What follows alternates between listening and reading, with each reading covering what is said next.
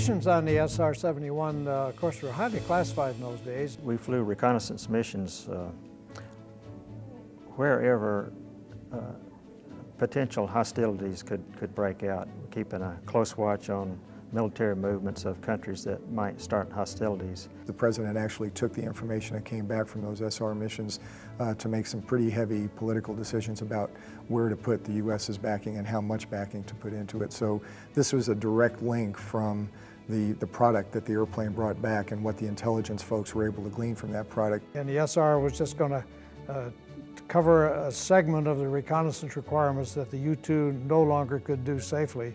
Primary mission was to follow on. After World War II, things got shut down. Russia was doing things we didn't know, and of course they weren't telling us. And our reconnaissance was peripheral. When you were in the SR-71 program, 6 presidents were very comfortable tasking this airplane to fly over 3,600 missions because we never lost an airplane. We were highly successful. About 95% of the time when we launched on an operational mission, we completed it.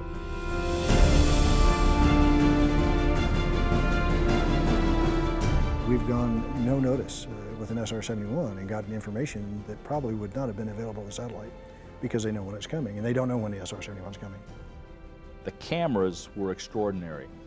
If I'm flying overhead, I'm 16 miles above you, and I'm traveling at 35 miles a minute, and you step out of your car, and you're holding a standard piece of paper, 11 by 8, holding a folder, and there's contrast, I will see it on the film. The cameras were that accurate. The nose camera, when we had it in there, took a picture that was 72 miles wide. So the center of the airplane, 36 miles either side, gave a tremendous, so when you flew from Los Angeles to Washington, D.C., when 972 went in, had the camera been running, you would have filmed, in 64 minutes, you would have filmed over 100,000 square miles in the United States, because the film was 10,500 feet long. It was about 5 inches wide, and each frame, each negative was about 68 inches because it would sweep through. At the same time, we're collecting electronics. So as radars came up and surface air missile sites, some communication, not what was being said, but in fact there was a transmitter there.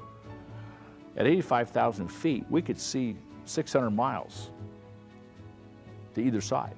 So we were a tremendous vacuum of picking up emissions that whatever, be it the Red Chinese, be it the Russians, or be it the Cubans or whoever else, that you could see and you could give a pretty good point on it. But when a set of targets, and sometimes there were hundreds of targets in a particular area, let's say in Korea, for example, our intelligence mission planners would get those targets, the coordinates and other information about them, and then the set of mission planners would actually plan the mission out. They would draw the black line, which is what we refer to as our flight path, that we stayed right on with no deviation. And then from that black line, depending on where the targets fell, they would actually do a computer program that would activate our cameras, our sensors, to be pointing at different targets at different times and coming on and off. At that time, during the Cold War, we had a lot of missions up around the Arctic Circle, keeping a close watch on Soviet submarine ports. We were monitoring the Soviet fleet. Their nuclear submarines were all along the Kamchatka Peninsula. We never overflew Russia or Red China, but we worked there. We'd sit right on the international border, right at the 13-mile point, because that's defined by international law. We were given the opportunity to fly missions over the Middle East. I think it was in 1973, and there was a war going on between Israel and all its Arab neighbors, and we were enlisted to cover those missions. And so we moved the airplane out to the East Coast, and then we would fly nonstop from the East Coast all the way into the Middle East and all the way back. And those ran about 10-hour missions approximately. And those were, I think, the longest operational missions that we ever flew. Gil and I flew several missions in the Baltic area during the time when the Polish crisis hit, and when Jaruzelski was in charge, and we weren't sure if the Soviets were going to go in and make a move there or not.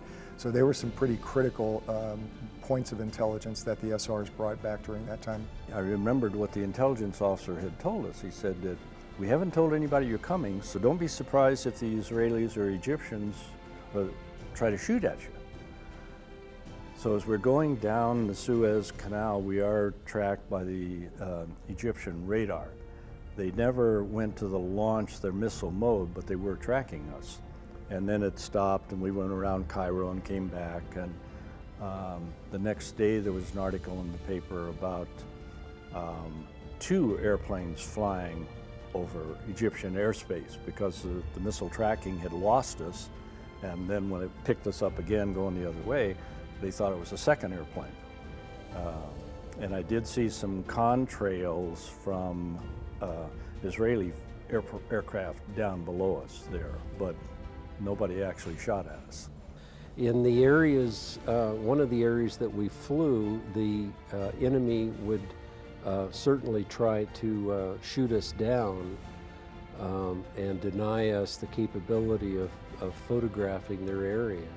They would attempt to fire surface-to-air missiles at us, and our defensive equipment would block their signal, but occasionally they would just fire at random, hoping for the golden BB to bring us down once. And we were in a shallow bank, and to the left, and my pilot saw this missile coming up, and he said, "Hey, Reg, look out your right window and see what you see." And I looked out the right window, and about 500 yards out, what looked like a telephone pole going straight up.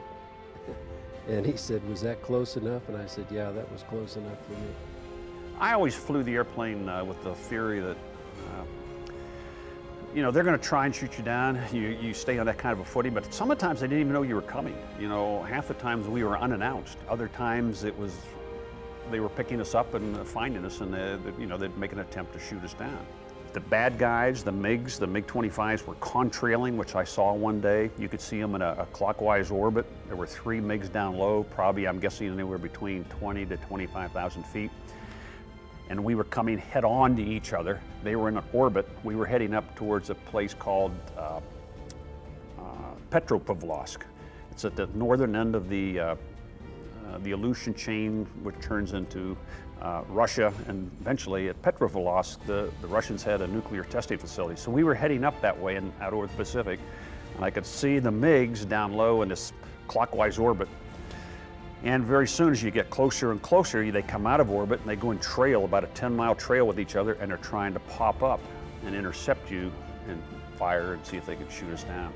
So I said, "Don, the MiGs are coming at us, turn on your view sight and take a look, tell me when they're beneath us." And he would crank on the view sight, and he'd see number 1 go, and you'd say, "Oh, there goes number 1, he's falling out of the sky." And then number 2 would come up, and he'd say, "Okay, there goes number 2, he's falling out of the sky as well." So we'd sit there, and he also had the ability in the back seat to take what we called happy snaps. He could override the cameras and take little snapshots along the way. And he would take pictures of these MiGs trying to intercept us just falling out of the sky, and we could, you know, a few weeks later, we get the image back of these MiGs just, you know, staggering up in the thin air of 70,000 feet trying to shoot you down. Yes, we were not totally untouchable, but we certainly were a whole lot better off than those poor guys down there fighting the war. As we shut the engines down, there was an awaiting airplane to take the camera cassettes, the recorders for the electronics, put it in the airplane, fly it across the Atlantic, distribute it in Washington, D.C., process it, and then deliver it to the president. So it was probably easily 24 hours after John and I had been in the Middle East collecting the information before President Carter got the vital information he was looking for. They were very important. We were bringing stuff back that was being used by other countries. It was an international result of those flights, and they could have been the most important missions that we ever flew. When you can take an airplane like the SR-71 and fly it anywhere in the world, at least one time, and lay down that double sonic boom, the guy that hears it knows he can't do anything about it. He knows that whoever's up there doing that is taking information of what he's doing, and they can't be stopped.